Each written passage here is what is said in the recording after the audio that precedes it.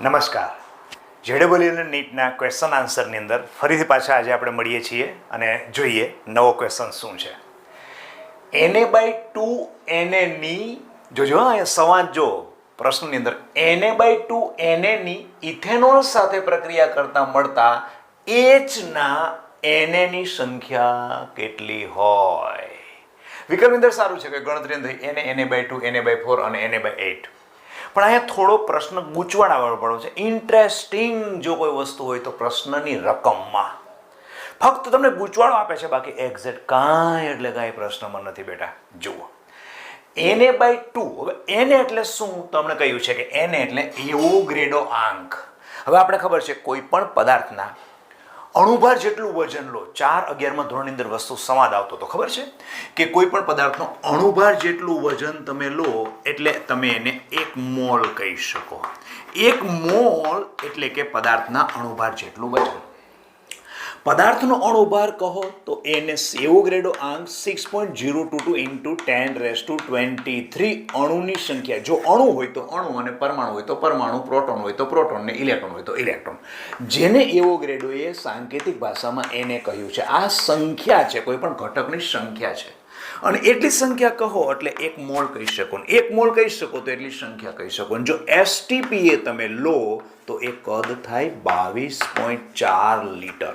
એટલે કે STPA કોઈ પણ વાયુનું કદ 22.4 લીટર, તો એમાં સંખ્યા આટલી જ મળે. એને 1 મોલ પણ કહી શકાય અને એ વજન કરો એટલે એ પદાર્થ જો અણુ હોય તો અણુભાર જેટલું થાય.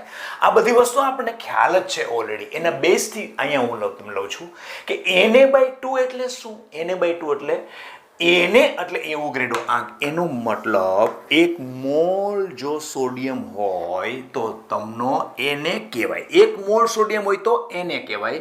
પણ અહીંયા Na/2 છે એનો મતલબ કે અડધો મોલ ની એટલે સોડિયમના કેટલા મોલ તમને આપ્યા છે?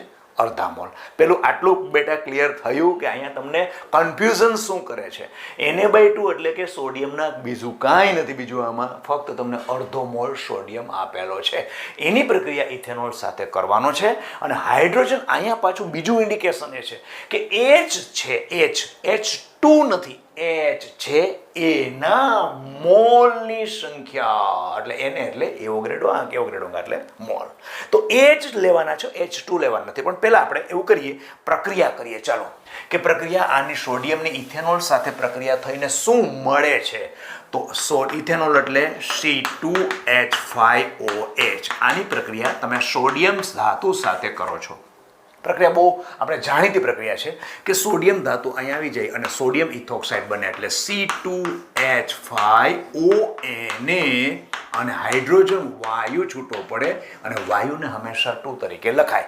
પણ અહીંયા H2 છે, મેં વાયુ સ્વરૂપે હોવાને કારણે લખ્યું, પણ છૂટો તો એક જ પડે છે. તો બેલેન્સિંગ કરવા માટે મારે શું કરવું પડે? 1/2 કરવો પડે. એટલે કે અડધો મોલ હાઇડ્રોજન વાયુ છૂટો પડે છે. હવે અહીંયા તમે રાસાયણિક પ્રક્રિયામાં સોડિયમના કેટલા લીધા? એને લીધેલા છે. સાંકેતિક ભાષા એટલે કે સૈદ્ધાંતિક રીતે મેં આ પ્રક્રિયા કરી છે. પણ તમને આ સોડિયમના Na એટલે એવોગ્રેડો આંક એટલે 1 મોલ નથી કીધા. કેટલા કીધા છે? અડધા કીધા છે. એટલે શું કરવાનું છે? Na/2 કરવાના છે. તો સીધી જ વાત છે કે તમે અહીંયા સોડિયમના જો મોલ ઘટાડશો તો એટલો ઇથેનોલમાંથી હાઇડ્રોજન ઓછો છૂટો પડશે. એટલે પણ કેટલો છૂટો પડશે? તો રાસાયણિક સમીકરણ તમારી પાસે છે જ. તો 1 મોલ જો એને હતો તો અડધો મોલ હાઇડ્રોજન વાયુ છૂટો પડતો હતો. પણ અડધો મોલ એને તમે લઈ લો તો નેચરલી છે પેલી બાજુ તમારો હાઇડ્રોજન ઓછો છૂટો પડી જશે, અડધાનો અડધો થઈ જશે. એનો મતલબ કે 1/4 H2 છૂટો પડશે એવું કહી શકાય. બાકીનો ઇથેનોલ પડ્યો રહેશે અંદર. ઓકે, તો હવે એ કરીએ કે 1/4 H2 એ પણ આપણે H પૂછેલો છે. તો જોઈએ 1/2 એનો મતલબ કે એને 1/4 એનો મતલબ કે Na/4 H2 વાયુ છે. તો આપણો શું આ જવાબ સાચો ગણાય? ન ગણાય. કારણ કે એક હાઇડ્રોજન અણુની અંદર 2 હાઇડ્રોજન પરમાણુ સમાયેલા હોય. ફરીથી કહું છું, એક હાઇડ્રોજન અણુ હોય તો એમાં 2 હાઇડ્રોજન પરમાણુ હોય. તો તમારે ટોટલ હાઇડ્રોજન પરમાણુ જોવાના છે. તો હાઇડ્રોજન અણુ તમારી પાસે પડેલો છે, એને વડે જો હું 2 વડે ગુણી નાખું તો મને કોણ મળે? H પરમાણુ મળે. તમારો આન્સર આન્સર શું થાય, આખો આન્સર મારે લેવો હોય તો આ અહીંયા સાદુરૂપ આપી દો એટલે ઓટોમેટિક ખ્યાલ આવી જશે. કોનો જવાબ આવશે? એચ નો. એચ કેટલા હશે? તો સિમ્પલ શું થયું, અહીંયા 2 અને 2 એનો મતલબ Na/2 એચ મળશે. એટલે આપણે શું કહીએ છીએ, મળતા એચના એનએની સંખ્યા. તો એનએની સંખ્યા એટલે કયો જવાબ થશે? Na/2. આ જવાબ આપણો સાચો. એના પછીનો પ્રશ્ન છે n બરાબર 3 અને m બરાબર 1 એટલે કે મુખ્ય ક્વોન્ટમાંકનું મૂલ્ય 3 છે અને ચુંબકીય ક્વોન્ટમાંકનું મૂલ્ય 1 છે. આના માટે કુલ ઇલેક્ટ્રોનની સંખ્યા જણાવો. બેટા આની ઉપરથી હું તમને થોડા વધારે પ્રશ્ન પણ આને રિલેટેડ થઈ શકે ને એવું થોડું ડીપમાં તમને લઈ જાઉં છું કે જેથી કરીને આના જેવા રિલેટેડ તમે વધારે ક્વેશ્ચન પણ કરી શકો. જોઈએ ચાલો. તો n પહેલાં તો 4 ક્વોન્ટમાંક તમને બતાવું કે મુખ્ય ક્વોન્ટમાંક કોણ છે? n. પછી કોણીય વેગમાન ક્વોન્ટમાંક કોણ? l. ચુંબકીય ક્વોન્ટમાંક m અને પછી સ્પિન ક્વોન્ટમાંક s. એ પેલું +1 અપ -1 અપ એમાં ક્યારે પણ JEE નીટના ક્વેશ્ચનો પડવાનું નહીં. +1 અપ -1 હશે. ફક્ત ને ફક્ત સિમ્પલ વસ્તુ હશે ને જે આનું મૂલ્ય ફક્ત કેટલું હોય? +1 અપ હોય અને બીજું શું હોય? -1 અપ. બે જુઓ છે આની અંદર. હવે પેલા આ 4 ને જ્યારે પણ તમને પ્રશ્ન પૂછે ને ત્યારે આવું એક કોલમ બનાવી દેવાનું. આવું કોલમ બનાવશો ને એટલે ઓટોમેટિક તમને જે પણ પ્રશ્ન હશે ને નીકળી જશે અને બહુ ઇઝી કોલમ છે. જો n નું મૂલ્ય એ આ l છે, l નું મૂલ્ય n ઉપરથી શોધાય. આ સૂત્ર શું છે આપણે? તો કે l બરાબર 0 થી n-1 અને m નું મૂલ્ય છે l ઉપરથી શોધી શકાય. તો m = શું થાય? +or-l. અને છેલ્લે હું એક કક્ષક લઉં છું, s ને આગળ જવા દઉં છું. s છે, s = +1 અપ -1 અપ. પછી હું અહીંયા છે ને કક્ષક લઉં છું. કક્ષક કઈ છે? કક્ષકો. હવે n બરાબર મારે કેટલા લેવાના છે? 3 લેવાના છે. તો l બરાબર શું થાય? 0 થી n-1. n હું અહીંયા 3 મૂકું તો 0 થી 3-1 એટલે શું આવશે? 0, 1 અને 2. કારણ કે 3 - 1 એટલે શું થશે? અહીં જવાબ કેટલો આવશે? 2 આવશે ને. આનો જવાબ કેટલો આવશે? 2. 0 થી ક્યાં સુધી તમારે જવાનું છે? 2 સુધી જવાનું. 0, 1 અને 2. ઓકે. હવે m નું મૂલ્ય મારે મેળવવાનું છે. તો દરેક વખતે હું મેળવું. આના માટે m નું મૂલ્ય કેટલું મળે? 1 માટે કેટલું મળે અને 2 માટે કેટલું મળે? તો જોઈએ. તો m બરાબર +or -l. એનો મતલબ કે l નું મૂલ્ય હું 0 મૂકું તો અહીંયા 0 મૂકું તો m નું મૂલ્ય કેવું થાય? 0 થાય. પછી એ p, અહીંયા p કક્ષક આ કોનું સૂચન કરે છે? s કક્ષકનું સૂચન કરે છે. આ p કક્ષકનું સૂચન કરે છે. આ d કક્ષકનું સૂચન, એ આપણે ખબર છે. હવે l નું મૂલ્ય l બરાબર 1 મૂકું છું. આ l બરાબર અહીંયા 1 મૂકું તો 1 મૂકું તો શું થાય? 1 મૂકું તો શું થાય? +or-1. એનો મતલબ કે 0, +1, 0 અને -1 3 મૂલ્ય મળ્યા. તો આ 3 મૂલ્ય મૂકું છું. કેટલા? +1, 0 અને -1. ઓકે.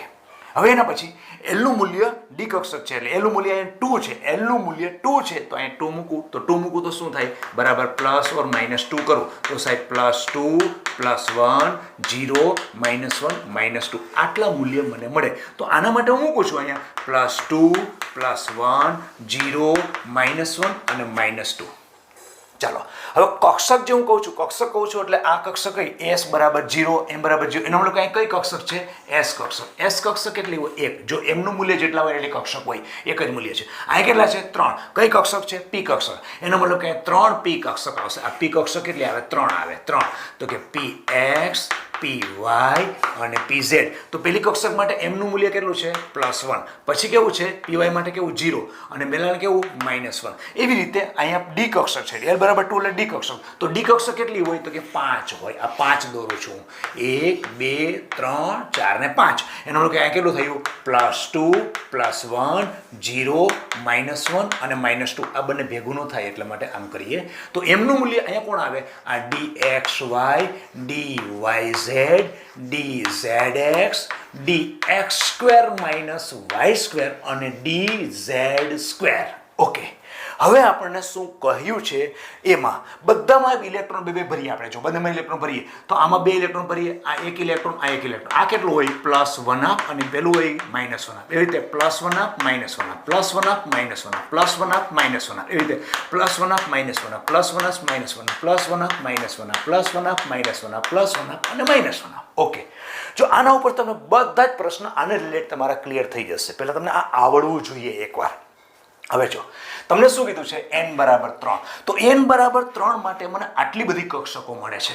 n બરાબર 3 માટે આટલી કક્ષક મળી. હવે એમાં મારે કેના માટેના ઇલેક્ટ્રોન લેવાના છે? m બરાબર 1 માટે. m બરાબર 1 હોય ને એ જ કક્ષકના મારે ઇલેક્ટ્રોન ગણવાના છે. જુઓ m બરાબર 1 માટે કોણ કોણ આવ્યું? તો m બરાબર 1 માટે એક તો અહીંયા 1 નું મૂલ્ય આવે છે, અહીં તો m નું મૂલ્ય 0 છે, અહીંયા પણ m નું મૂલ્ય, પછી -1 ન ગણાય, 1 એટલે પછી +1 2 આવે. એ પર્ટિક્યુલર ચોખટ પાડી હોય ને કે -1 કે +1 તો ઠીક છે, -1 એવું, પણ m બરાબર 1 કીધું એટલે બધા લેવાના. 1 આ થયો, પછી અહીંયા 1 આવ્યો અને અહીંયા 1 આવ્યો. એનો મતલબ કે 4 કક્ષકો તમારી છે. અહીં તમારો ઓલરેડી જવાબ આવી જ ગયો. કેમ આવી ગયો? 4 કક્ષકો હોય ને એક કક્ષકમાં વધુમાં વધુ 2 ઇલેક્ટ્રોન પૌલીના નિયમ અનુસાર ખરેખર. ઇલેક્ટ્રોન હંમેશા 3 નિયમો અનુસાર ભરાય: આવબાવ, પૌલી અને હુન. આવબાવનો નિયમ છે ન્યૂનતમ શક્તિમાં ભરાય. પૌલીનો નિયમ શું છે? એક કક્ષકમાં 2 ભરાય. હુનનો નિયમ શું છે? સમશક્તિ કક્ષકમાં ઇલેક્ટ્રોન સમાંતર સ્પિન સાથે અયુગ્મિત સૌપ્રથમ રહેવાનું વલણ ધરાવે છે. ઓકે, તો આમાં 2 ઇલેક્ટ્રોન થયા. એનો મતલબ તમારો જવાબ તો ક્લિયર થઈ ગયો. છતાં પણ તમારે કરવું હોય તો જો px છે, આના કેટલા ઇલેક્ટ્રોન થયા? 2 થયા. એટલે આ પછી આ એટલે આના પાછા 2 થયા. જુઓ પછી આના એટલે બીજા નંબરની એટલે જો +1 છે એટલે આના 2 થયા. એના પછી 1 2 3 ને 4 ચોથા નંબરની 1 2 3 ને 4, તો આના માટે +1 છે એટલે આ પણ થયું. એનો મતલબ કે 2 2 2 અને 2, આમ ટોટલ તમારા ઇલેક્ટ્રોન કેટલા થયા? 8 ઇલેક્ટ્રોન થયા. 2 4 6 અને 8. એનો મતલબ કે તમારો જવાબ કયો આવશે? ડી. ઓકે, આપણો જવાબ ડી સાચો છે, એ પકડી ગયો. હવે આની અંદર શું વધારાનું કહેશે તમને?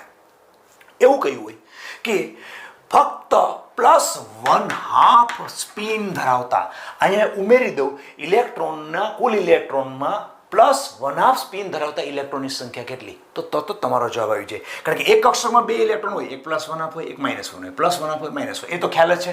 4 કક્ષક તમને મળી તો સીધી વાત છે, 4 એ 4 ની અંદર +1/2 એ 4 હોય, અને બીજા કેવા હોય? -1/2 અને -1/2. તો આવું તમને કદાચ પૂછ્યું કે n બરાબર 3 અને m બરાબર 1 અને s +1/2 એ સ્પિન ધરાવતા કુલ ઇલેક્ટ્રોનની સંખ્યા જણાવો, તો તમારો જવાબ કેવો હશે? 4 આવી જશે. ક્લિયર? ઓકે, એટલે આ આખું તમને એકવાર જો આવડી ગયું તો આને રિલેટેડ ઇલેક્ટ્રોનની સંખ્યા શોધવાની કાંઈ વસ્તુ અઘરી નથી, બહુ ઇઝી વસ્તુ છે. જોઈશું પાછા આવા પ્રશ્નો હું તમારી સામે લઈને પાછો સેકન્ડ લેક્ચર કે એના પછીના લેક્ચરમાં આવીશ, એટલે તમને વધારે ટૂંકમાં ખ્યાલ આવે. જોઈએ આના પછીનો ક્વેશ્ચન. એના પછીનો ક્વેશ્ચન છે 3 સાયક્લોપેન્ટાઇલ. ત્રીજા નંબરના કાર્બન ઉપર બ્રોમો પણ છે અને ત્રીજા નંબરના કાર્બન ઉપર સાયક્લોપેન્ટાઇલ છે, અને આખી કાર્બનની શૃંખલા 6 ની છે, એટલે કે હેક્ઝેન છે. આનું આલ્કોહોલિક KOH ની હાજરીમાં ડિહાઇડ્રોબ્રોમિનેશન કરતા, ડી એટલે નીકળી જવું. કોણ નીકળે? તો કે હાઇડ્રોજન પણ નીકળે છે અને બ્રોમિન પણ નીકળે છે. તો જ તમે કહી શકો ડિહાઇડ્રોબ્રોમિનેશન કરતા મળતી શક્ય નિપજની સંખ્યા. કેટલી નિપજો મળે છે? અહીંયા સિમ્પલ એક બીટા વિલોપન પ્રક્રિયા છે, હેલો આલ્કેન સંયોજનની બીટા વિલોપન પ્રક્રિયા છે. પણ એક જગ્યાએ તમે બેટા ભેરવાઈ જશો, એટલા માટે હું આ પ્રક્રિયા તમને આપું અને તમે માની જશો કે નહીં, આ જ પ્રક્રિયા સાચી, આટલી નિપજ સાચી. પણ કરીએ તો આપણે ખબર પડે. ચાલો, ટોટલ કાર્બન કેટલા છે? 6 છે. જો 6 કાર્બન લખું, 1 2 3 4 5 અને 6. હવે નંબરિંગ કરું છું, 1 2 3 4 5 અને 6. અહીંયા છે CH3 બીજા CH2 અને CH2. હવે જો ત્રીજા નંબરના કાર્બન ઉપર કોણ છે? તો કે બ્રોમો. એટલે એક હાઇડ્રોજન હું કાઢી નાખું અને અહીં હું બ્રોમો લગાવી દઉં, એટલે ત્રીજા નંબરના કાર્બન ઉપર બ્રોમો થઈ ગયો. પછી ત્રીજા નંબરના કાર્બન ઉપર કોણ છે? ત્રીજા ઉપર સાયક્લોપેન્ટાઇલ. જો પેન્ટેન ક્યારે કહેવાય? સાયક્લોપેન્ટેન ક્યારે કહેવાય? જ્યારે આમ હોય ત્યારે. જ્યારે એક હાઇડ્રોજન નીકળી જાય એટલે ક્રિયાશીલ સમૂહ બની જાય. જેમ કે મિથેન છે, તો મિથેન CH4, જ્યાં સુધી 4 હાઇડ્રોજન કાર્બન સાથે છે ત્યાં સુધી મિથેન છે. પણ એક હાઇડ્રોજન કાઢી નાખો એટલે મિથેન ન રહે, મિથાઇલ થઈ જાય. તો એનો મતલબ કે આ જગ્યાએ હાઇડ્રોજન નીકળી ગયો અને આ જગ્યાએ કોણ જોડાયેલું છે? સાયક્લોપેન્ટાઇલ આવી રીતે જોડાયેલું છે. ઓકે, હવે આની આપણે કરીએ આલ્કોહોલિક KOH. આલ્કોહોલિક KOH સાથે હું પ્રક્રિયા કરું છું. તો આ જે હેલોજન જે કાર્બનને જોડાયો છે એ કાર્બનને કેવો કહેવાય? આલ્ફા. આલ્ફાથી આ બાજુ બીટા વિલોપન છે એટલે શું થાય? આ બાજુ પણ જવું પડશે અને આ બાજુ પણ જવું પડશે. આ કાર્બનને આપણે બીટા કહેશું અને આ કાર્બનને પણ બીટા કહીએ. ઓકે, તો એનો મતલબ કે અહીંયાથી હાઇડ્રોજન નીકળે અને આલ્ફા કાર્બન ઉપરથી કોણ નીકળે? બ્રોમિન નીકળે. એનો મતલબ કે આ જગ્યાએ માઇનસ થયું HBr. બાકીના બધા એમને મૂકી દઈએ. ચાલો, તો આ પેલા કાર્બન એટલે CH3 છે, પછી અહીંયા CH, કારણ કે એક હાઇડ્રોજન નીકળી ગયેલો છે અને આ હાઇડ્રોજન નીકળી જવાથી અહીંથી બ્રોમિન નીકળતી બે વચ્ચે શું થઈ જશે? દ્વિબંધ થઈ જશે. અને અહીંયા મેં કર્યો દ્વિબંધ. દ્વિબંધ પછી આ કાર્બન આવ્યો. કાર્બનની નીચેના ભાગની અંદર કોણ છે? તમારો સાયક્લોપેન્ટાઇલ છે. અને બાકીના પછી કાર્બન એમણે CH2 CH2 અને CH3. હવે આનું નામ આપણે કંઈ કરવાનું નથી, આપણે ફક્ત કેટલી નીપજ મળે છે? એક નીપજ મળી. સિમ્પલ વસ્તુ છે. આ બાજુનો તમે જેવી રીતે હાઇડ્રોજન કાઢ્યો એવી રીતે પેલી બાજુનો પાછો હાઇડ્રોજન કાઢો એટલે પાછો બીજું નીપજ કરીએ તો આલ્ફા ઉપરથી Br નીકળશે અને બીટા ઉપરથી એટલે આ બાજુનો બીટા એની ઉપરથી H નીકળશે. તો પાછો આ બે વચ્ચે દ્વિબંધ કરીશું. જે બાકીનું નીચે લખીએ, પાછી બીજી નીપજ શું થશે? તો કે CH3 CH2 અને આ કાર્બન ઉપર બંને વચ્ચે જે હવે તમે જોડો છો સાયક્લોપેન્ટાઇલ, એની આ કાર્બન સાથે આ કાર્બન અને આ કાર્બન સાથે દ્વિબંધ થઈ ગયો એટલે અહીં શું થઈ ગયું? CH થયા અને બાકીનું જે છે એમનું લખી નાખો છો એટલે કે CH2 CH3. આ આપણું દિમાગ ચાલે એવી વસ્તુ મેં સામાન્ય વસ્તુ મેં કીધી. હવે તમે આનાથી વિશેષ વિચારી શકો છો? નથી વિચારી શકતા ને બેટા. એટલા માટે તો આ નીટ કે JEE નો ક્વેશ્ચન હોય. આપણે એ જ વિચાર કરીએ કે આલ્ફા કાર્બન ઉપર Br છે, જે કાર્બન ઉપર જોડાયો છે એ કાર્બન આલ્ફા, આ બાજુનું બીટા, આ બાજુનું બીટા, શું નીચેનું બીટા ન થઈ શકે? અરે પણ સર ત્યાં હાઇડ્રોજન હોવો જોઈએ કે નહીં? હાઇડ્રોજન છે, કારણ કે સાયક્લો સ્વરૂપ છે. કાર્બનની સંયોજકતા 4 હોય તો આ જગ્યાએ કોણ હોય? CH2 અને બે હાઇડ્રોજન, બે કાર્બન આમ સામે, અહીંયા પણ CH2, અહીંયા પણ CH2, અહીંયા પણ CH2, અહીંયા કાર્બન સાથે 1 2 3 અને પાછો આ હાઇડ્રોજન. એનો મતલબ કે આ પણ તમારો બીટા કાર્બન ગણાય. તો તમારી ત્રીજી હજી નીપજ મળે છે. ત્રીજી નીપજ કઈ મળશે? તો કે આ બધું જ એમનું લખતો નથી હું, બધું એમનું રહેશે. અહીંયા Br નીકળી જશે અને અહીંયા H નીકળશે. ચલો કરી નાખીએ. ચલો આપણે નીપજ કરી નાખીએ. તો આ CH3 પછી CH2 પછી આ C અને અહીંથી Br નીકળશે, અહીંથી H નીકળશે એટલે અહીંયા શું થશે? દ્વિબંધ થશે. અને પછી તમારું આ જોડાણ પેન્ટાઇલનું થયું અને પછી તમારું જે છે એમ જ CH2 CH2 CH3. આ આપણી ત્રીજી નીપજ મળી. એનો મતલબ કે નીપજ નંબર 1, નીપજ નંબર 2, નીપજ નંબર 3, 1 2 3 4 5 6 6 કાર્બન થઈ ગયા. તો આમ તમારે કરવાનું શું હતું કે કેટલી ટોટલ કે મળતી નીપજ, શક્ય નીપજની સંખ્યા કેટલી? તો કેટલી થઈ? 1 2 ને 3 અને જવાબ આપણો આવ્યો 3. ત્રીજો એટલે C જવાબ સાચો. એના પછીનો પ્રશ્ન છે 27°C તાપમાને ખુલ્લા પાત્રમાં રહેલી હવાને, એટલે ખુલ્લું પાત્ર પડેલું છે કે જે પાત્રમાં ઓલરેડી હવા છે અને એ પણ વખતે તાપમાન પાત્રનું 27°C તાપમાને છે. એટલે કે છે કે 27°C તાપમાને ખુલ્લા પાત્રમાં કોઈ હવા પડેલી છે. એ હવાને જો ગરમ કરવામાં આવે ત્યારે હવાનો 1/3 ભાગ પાત્રમાંથી બહાર વાતાવરણમાં મુક્ત થાય છે. એટલે જે પાત્રમાં ટોટલ જે હવા હતી એ હવાનો 1/3 ભાગ ક્યાં જતો રહે છે? વાતાવરણમાં મુક્ત થઈ જાય છે. તો હવાને કયા તાપમાને ગરમ કરેલી હશે? અરે બેટા કેવો પ્રશ્ન છે, બહુ મસ્ત પ્રશ્ન છે. જુઓ, પહેલા કરીએ આપણું પાત્ર જે પડેલું છે, આ પાત્રની અંદર આવી રીતે પાત્ર દોરો. ચાલો, આ પાત્ર છે, આને નાનું કરું થોડું એટલે તમને વધારે ખ્યાલ આવે. અચ્છા, પાત્રની અંદર હવા પડેલી છે અને ટેમ્પરેચર અત્યારે કેટલું છે? આ પાત્રનું ટેમ્પરેચર છે 27. એને કેલ્વિનમાં ફેરવીએ તો 273 = 300 કેલ્વિન તાપમાન છે, પડેલું છે. હવે આવા સમયે તમે શું કરો છો? આને તમે ગરમ કરો છો. તો આ શરૂઆતની સ્થિતિ તમને ઓલરેડી આપેલી છે કે શરૂઆતમાં આવું છે અને ગરમ કરો છો એટલે શું સિચ્યુએશન શું થાય છે? જો કે પાત્રમાંથી આ પાત્ર ફરીથી પાછું હું દોરું છું અને પાત્રમાંથી આ ગરમ કરવાને કારણે આમાંથી મોટા ભાગનો પોર્શન બહાર નીકળી જાય. કેટલો રહે છે અંદર? કેટલો રહે છે? તો અહીંયા નીકળે છે કેટલો? 1/3 ભાગ પાત્રમાંથી બહાર નીકળે છે, 1/3 ભાગ નીકળી જાય છે. તો નીચેના ભાગની અંદર રહેશે કેટલો કે તો 2/3 ભાગ બાકી રહેશે. 1/3 ભાગ બાકી નીકળી જાય છે. તમને કહે છે ને ગરમ કરતા કેટલો 1/3 ભાગ બહાર નીકળી જાય છે, તો અંદર કેટલો રહે 2/3 ભાગ રહે. આ તમારી કઈ સિચ્યુએશન છે? અંતિમ સિચ્યુએશન છે. તમારે નક્કી કરવું છે કે આ તમે ગરમી આપો છો તો અંદર થર્મોમીટર મૂકેલું હોય તો કયું તાપમાન એવું હશે કે જેથી તમે ગરમ કર્યું અને અંદર રહેલી હવામાંથી ફક્ત 1/3 ભાગ જ બહાર નીકળો. કોઈ વાંધો નહીં. આવી વસ્તુ હોય ત્યારે બેટા હું તમને એક સિમ્પલ ટ્રીક આપું ને એ બેઝ તમે પકડો. શરૂઆત અને અંતિમ માનું છું ત્યાં તમે સમજી ગયા છો. હવે આના માટે PV = nRT લાગુ પાડો. PV = nRT.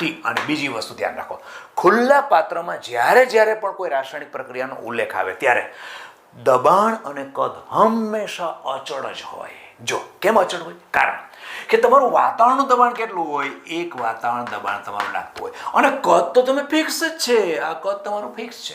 તો આપણે થાય કે સર બહાર નીકળી જાય છે તો કદ ઘટી જાય. કદ તમારું બહાર નીકળે છે, વાયુ છે, વાયુના મોલ નીકળી જાય છે. કદ તમારું તો એ જ રહેવાનું છે. પાત્ર થોડુંક લાંબુ થઈ જાય છે, પાત્ર થોડુંક ટૂંકું થાય છે, પાત્રનું કદ તો ફિક્સ જ છે. એટલે P અને V હંમેશા અચળ જ રહેવાના. એ તમારી અંતિમ પોઝિશન હશે ને ત્યારે પણ અહીંયા અંતિમ પોઝિશનની અંદર તરત દાખલ કરું તો અહીંયા પણ P અને V તો કેવા રહીએ? તમારા અચળ જ રહીએ. હવે બીજું શું? n આપણે ધારો કે આનો મોલ મેં જથ્થો n લીધેલો હતો, તો n લીધેલો હોય તો n તો અહીંયા રાખો જ છો. તો n લીધેલો હોય તો એનો મતલબ 1/3 બહાર નીકળે છે, એનો મતલબ કે n/3 તમારો બહાર નીકળી જાય તો અંદર કેટલો રહે? તો 2n/3 તમારો અંદર રહે છે. તો તમારે અંતિમ પોઝિશનમાં કરવું હોય તો ત્યારે તમારો અંદરનો જથ્થો કેટલો રહેશે? 2n/3 તમારો નીચે રહેશે, એટલે કે અંદર પાત્રમાં હશે. તો પ્રારંભિક પાત્રની અવસ્થા કેવી હતી? તો કે PV = n જથ્થો હતો. R અને T કેટલો છે? શરૂઆતનું તાપમાન કેટલું છે આપણું? તો અહીંયા 300 આવશે. આ સમીકરણ તમારું 1 થયું. જો દર વખતે આવું સિમ્પલ વસ્તુ કરશો એટલે હું તમને ટ્રીક આપું ને એ બેઝથી કરશો ઓટોમેટિક તમારો જવાબ આવી જશે. ચાલો પેલી બાજુ કરીએ. તો P અને V એ તો તમારું ખુલ્લું પાત્ર છે, અચળ છે. હવે n કેટલા મૂકશો? n જે મેં કહો છો PV = nRT નું તમે સૂત્ર વાપરેલું છે, એની ઉપરથી તમે પેલું આ સમીકરણ બનાવો છો અને આ બનાવવા જાઓ છો. ચાલો તો n કેટલા મૂકશો? તો તમારો અંદર કેટલો n છે? 2n/3. એનો મતલબ અહીં મૂકશો 2n/3. આ તમારો કેટલો થઈ ગયો? n થઈ ગયો. R તો બંને વાયુ એક જ છે એટલે R તો R જ રહેશે ને ટેમ્પરેચર તમારે શોધવાનું છે અને આ સમીકરણ તમારું થયું બીજું. ઓકે, હવે શું કરો? ફક્ત સમીકરણને ડિવાઇડેશન જ કરો. સમીકરણ 2 / 1 આ કરો તો કરો. ચાલો હું કરું છું. PV = n 2n/3 RT. નીચે કરું તો બરાબર PV નીચે કોણ આવશે? તો કે n R અને 300. આ થયું ને n R 300. તો જો આ PV નીકળી ગયું, આ બે વચ્ચે બરાબર કર્યું. PV નીકળી ગયું તો R અને R નીકળી ગયો, n અને n નીકળી ગયો. તો આવ્યું શું? તો કે આ 300 ના બાજુ લઈ લઈએ તો 300 = કોણ આવ્યું? 2/3T. 2/3T આવ્યું ને. તો T = શું થાય? તો આને ગુણાકાર કરીએ 900 / 2. એનો મતલબ જવાબ તમારો આવ્યો 450 કેલ્વિન. એટલે T તમારો કેટલો થયો? 450. એટલે આપણો જવાબ કેટલો આવશે? B જવાબ સાચો. હજુ વધારે જુઓ બેટા આમાં શું છે કે ધારો કે તમને એવું કહ્યું કે તાપમાનમાં કેટલો વધારો કરવો પડે, આવું પણ પૂછી શકે છે. અત્યારે તમને શું પૂછ્યું છે? કેટલા તાપમાને ગરમ કરેલી હવા તમારી છે પાત્રમાં કેટલા તાપમાને ગરમ કરી હશે, પણ એની જગ્યાએ તમને એવું પૂછી લીધું ચાલો કે તમારે આમાંથી 1/3 ભાગ બહાર નીકળી જાય છે તો તમારે પાત્રના તાપમાનમાં કેટલો વધારો કરવો પડશે. તો સિસ્ટમ તમારી આ જ રહેશે, આમાં કોઈ ચેન્જ નહીં. તમને શું મળ્યું છે? 450 મળ્યું ને. 450 તમારું શરૂઆતનું 27 છે. 27 એટલે કેટલું હતું? 300. તો 450 માંથી શરૂઆતનું બાદ કરી નાખો. એનો મતલબ કે 300 બાદ કરી નાખો તો તમારો જવાબ કેટલો આવે? 150. પણ એ ક્યારે તમને એવું પૂછ્યું હોય કે તાપમાનમાં કેટલો વધારો કરવો પડશે તો તમારો જવાબ 150 કેલ્વિન આવશે. એટલે કે હાયર સેકન્ડરીનો મેઇન રૂલ જોજો, પ્રશ્ન બરાબર સમજો. જોઈએ ચાલો આગળનો ક્વેશ્ચન જોઈએ. એના પછીનો ક્વેશ્ચન છે, સોલના કલીલ કણો ધન વીજભાર ધરાવે છે. જો સોલ હોય, સોલ એટલે ધ્યાન રાખજો, સોલ એટલે શું? પ્રવાહીમાં ઘન નાખ્યું હોય એને કહેવાય સોલ. અને ઉલટું કર્યું હોય તો જેલ કહેવાય. એટલે ઘનમાં જો પ્રવાહી નાખેલું હોય તો એને જેલ કહેવાય. આપણને ખબર છે, આ પ્રોસ્ટોસાયન્સના પાઠ મેં લીધો ત્યાં તમને કહ્યું હતું, મેં ટ્રીક પણ આપેલી. તો સોલના કલીલ કણો ધન વીજભાર ધરાવે છે, એટલે કલીલ ધનમય અવસ્થામાં છે. તો આ કલીલ કણોનું એટલે કે આ સોલનું સંપૂર્ણ સ્કંદન કરવા માટે, એટલે કલીલ કણોને બધા જ ક્યાં કરવા છે? નીચે બેસાડી દેવાના છે સોલની અંદર. એટલે માધ્યમમાં ધન કલાના કણો અંદર છે એ બધાને આપણે સ્કંદન કરવું એટલે અવક્ષેપણ કરવું એટલે કે નીચે બેસાડી દેવાના છે. એના માટે સંપૂર્ણ સ્કંદન નીચેનામાંથી સાની સૌથી ઓછી માત્રાની જરૂર પડશે. એટલે કે નીચે જે તમને વિદ્યુત વિભાગ જે આપેલા છે 1, 2, 3 ને 4, એમાંથી સૌથી ઓછી માત્રાની શાની જરૂર પડશે? આના માટે બેટા હાર્ડી અને શુલ્ઝના નિયમ આવડવા જોઈએ. કલીલનું સંપૂર્ણ સ્કંદન કોણ કરે? આપણી પાસે અહીંયા કલીલ સ્કોલ છે, કણો છે, કણો ઉપર ભાર કેવો છે? આ બધા કણો છે માધ્યમમાં ફરે છે, એની પર ભાર કેવો છે? ધન ભાર. તો ઉપરથી તમે જે નાખશો એ કેવો ભારિત હોવો જોઈએ? ઋણ ભારિત. આ હું નથી કહેતો, હાર્ડી અને શુલ્ઝના નિયમ છે. હાર્ડી અને શુલ્ઝના નિયમ શું છે? કલીલ કણોનું સ્કંદન કરવા માટે એ જ વિદ્યુત વિભાજ્ય યોગ્ય છે કે જે કલાના કણોના વીજભાર કરતા વિરુદ્ધ વીજભાર ધરાવતો હોય. તો સીધી જ વાત છે ને, 5મા ધોરણના વિદ્યાર્થીને આવડે. આ ઋણ વીજભાર અને ધન ભાર જોડાઈ જાય, પાર્ટિકલ હેવી થાય એટલે ધાડ દેવાનો નીચે બેસી જાય, એને આપણે સ્કંદન કહીએ છીએ. એને 2 મુદ્દા જ આપ્યા છે. એક તો એ કે કલાના જે કણો છે એના કરતાં વિરુદ્ધ વીજભાર ધરાવતો વિદ્યુત વિભાર જે હોય એ જ કલાના કણોનું સારામાં સારી રીતે સ્કંદન કરી શકે. અને બીજું, વિદ્યુત વિભાજ્ય જે ઉમેરો છો એની સ્કંદન ક્ષમતા એની સંયોજકતાના ચતુર્થ ઘાતમાં હોય. સંયોજકતા ચતુર્થ ઘાતમાં એટલે કે ધારો કે A છે એની પર -1 છે, B છે એની ઉપર -2 છે, C છે એની પર -3 છે. કારણ કે તો માઇનસ એટલા માટે હું લઉં છું કે તમે ઉપરથી નાખો છો તો એ તમારો ઋણ વીજભાર જ જોઈશે. કેમ ઋણ વીજભાર જોઈશે? કારણ કે અંદર તમારો ધન કલાના કણો છે. તો આની સંયોજકતાના ચતુર્થ ઘાત એટલે આને 4 કરો, આને 4 કરો, આને 4 કરો. પછી એમાં માઇનસ ન જોવાય, જવાબ તમારો સીધો જ જોયો. જવાબ કેટલો આવે? 4 જ આવે. આનો 2 × 2 × 2 × 2 આ થાય. આના પછી 3 × 3 × 3 × 3 આવી રીતે થાય. એનો મતલબ કે સિમ્પલ વસ્તુ છે, જેમ તમારી સંયોજકતા મોટી હોય ને એમ એની સ્કંદન ક્ષમતા વધારે થાય. સ્કંદન ક્ષમતા વધારે થવી એટલે થોડું પ્રમાણ નાખો ને તો જલ્દીથી આ સ્કંદન કરી નાખે. તો આપણે અહીંયા આ 4 આપેલા છે, 1, 2, 3 અને 4. એમાંથી કોને પકડવાનો છે? ઋણ ભાર પકડો. અને એવો ઋણ ભાર પકડો કે જેની પર સૌથી વધારે વીજભાર હોય અને સંયોજકતા સૌથી વધારે હોય. તો ચાલો આનો 2 ને ટુકડા કરીએ તો અહીંયા ઋણ ભાર કેવો થયો? -1 થયો. પછી -1 નો 4 કરો એટલે માઇનસ એ નહીં ગણવાનો, 1 જ ગણાય. આમ ઓકે, આનો કરીએ તો આની અંદર શું થયું? આ કે ની ઉપર 1 ઉપર +1 હોય તો 4 ઉપર કેટલા છે? +4. અને આખો મોટો આ સંકીર્ણ સંયોજન આખું બનેલું છે કે ઋણાયન સ્વરૂપે એની પર કેટલો ભાર? -4.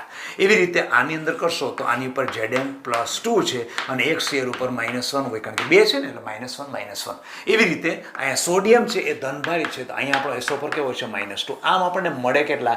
આ -2. ઋણ ભાર જ જોઈએ છે ને આપણે, તો ઋણ ભાર -2 મળ્યો, અહીંયા -1 મળ્યો, અહીંયા -4 મળ્યો અને અહીંયા -1. એનો મતલબ -1 નહીં આવે, -1 નહીં આવે તો બે વચ્ચે કોમ્પિટિશનમાં આ પણ ઓછો છે, આ પણ ઓછો છે. એનો મતલબ કે સૌથી વધારે ઋણ વિદ્યુત ભારિત કોણ છે? તો કે આ ઘટકો પર ઋણ ભાર વધારે છે. હવે તમે આનું પ્રમાણ જે નાખશો ને બહુ ઓછું નાખશો ને, કારણ કે એની સંયોજકતા કેટલી છે? 4 છે. હાર્ડી અને શુલ્ઝે શું કહ્યું છે? વિદ્યુત વિભાજ્યની સ્કંદન ક્ષમતા તેની સંયોજકતાના ચતુર્થ ઘાતમાં છે. તમે જે નાખશો ને તો એ તમારું 4 ટાઈમ ફાટ ફાટ ફાટ ફાટ વધારે તમારું અંદર ઘડેલા ધન આયનનું સ્કંદન બહુ ઝડપથી કરશે. ટૂંકમાં કહેવાનો મતલબ એ કે જો આને નાખશો ને તો આમાં ઋણભાર છે, સ્કંદન તો કરી શકશે, પણ આને તમે નાખો 5 ગ્રામ નાખો તો આ તમારું કદાચ 0.2 ગ્રામ જ જોઈએ, કારણ કે આમાં તમારું -1 ઘટક, એની સંયોજકતા કેટલી છે? -1 છે. અને સંયોજકતા કેટલી છે? -4 છે, -4 છે. એટલા માટે આનું સ્કંદન કરવા માટે ઉપરથી ઉમેરેલા વિદ્યુત વિભાજ્ય ઉપર વધુમાં વધુ, ટૂંકમાં તમે નીટમાં એટલું ધ્યાન રાખો, વધુમાં વધુ જે ભાર હશે એને જોઈશે. હવે દાખલા તરીકે મેં એવું કીધું હોય કે જો આ ધન ભારિત છે, અહીંયા ધન ભારિત જગ્યાએ મેં ઋણ ભાર કહ્યું તો પ્રશ્ન બદલાઈ નાખું છું. આપણો જવાબ કયો છે? બી જવાબ સાચો છે. હવે થોડું ઊંડાણમાં જઈએ. ધારો કે હું શબ્દમાં વાપરો ધન ભારની જગ્યાએ શું કર્યું? ઋણ ભાર કરી નાખવા, ઋણ ભાર ઋણ ભાર ઋણ ભાર.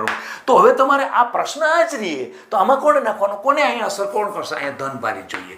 ધન ભારિતનું પ્રમાણ સૌથી ઓછું કોનું જોશે? તો કે અંદર ધન ભાર પહેલા જોતો અહીંયા કેવો છે? +1 છે. અહીંયા કેટલો છે? +1 જ છે, 4 નથી, +1 જ છે. તો 4 થયેલા છે. અહીંયા કેવો છે? +2 +2 છે, +2 થઈ +2 અને પછી માઇનસ, એટલે તમે કરશો એટલે +2 મળશે. અહીંયા કેવો છે +2 છે, અહીંયા કેવો છે +1 છે, એટલે આમાં જવાબ તમારા 2 થાય. અહીંયા જો +2 હોય તો, અને જો +3 હોય તો પછી આ જવાબ આવે. દાખલા તરીકે હું ZnCl3 કરું તો અહીં કેટલો થઈ જશે +3 થઈ જશે, તો આ નહીં આવે તો +3 એટલે કે આ આવશે. એટલે કે ટૂંકમાં તમારે કલીલનું સ્કંદન કરવા માટે અંદર જે વીજભાર છે એના કરતાં વિરુદ્ધ વીજભારવાળો વિદ્યુત વિભાજ્ય લેવાનો. અને તમને ઓછી માત્રા જરૂર પડી છે તો એમ કહ્યું હોય તો એનું કે સૌથી વધારે વીજભાર ધરાવતો જે ભાગ છે એ પદાર્થની જરૂરી માત્રા ઓછી પડે. પણ એવું કહે સૌથી ઓછું સ્કંદન કોણ કરી શકશે એવું પણ પૂછે. કોણ કરી શકે તો પણ વીજભાર ઉપર જવાનું. એમ કે સૌથી વધારે માત્રા કોની જરૂર પડશે તો સૌથી ઓછો વીજભાર ઉપર જવાનું છે. આમ પૃષ્ઠ રસાયણનો આ ટોપિક એટલો બધો મસ્ત છે કે આમે ફેરવી શકે ને આમે ફેરવી શકે. કોઈ વાતનો નહીં બેટા. આ પ્રશ્નને રિલેટેડ કોઈ પણ તમને સ્કંદન રિલેટેડ કોઈ પણ જો ક્વેરી હોય તો કોમેન્ટ બોક્સની અંદર મૂકજો. અવશ્ય હું પ્રયત્ન કરીશ કે તમને હું સાચો આન્સર આપી શકું. ચલો ફરીથી પાછા આપણે 2 દિવસ પછી પાછા ક્વેશ્ચન આન્સર સાથે આ જ રીતે આ જ ઉમંગ આ જ ઉત્સાહ સાથે મળીશું. વધુ આવતા અંકે. નમસ્કાર.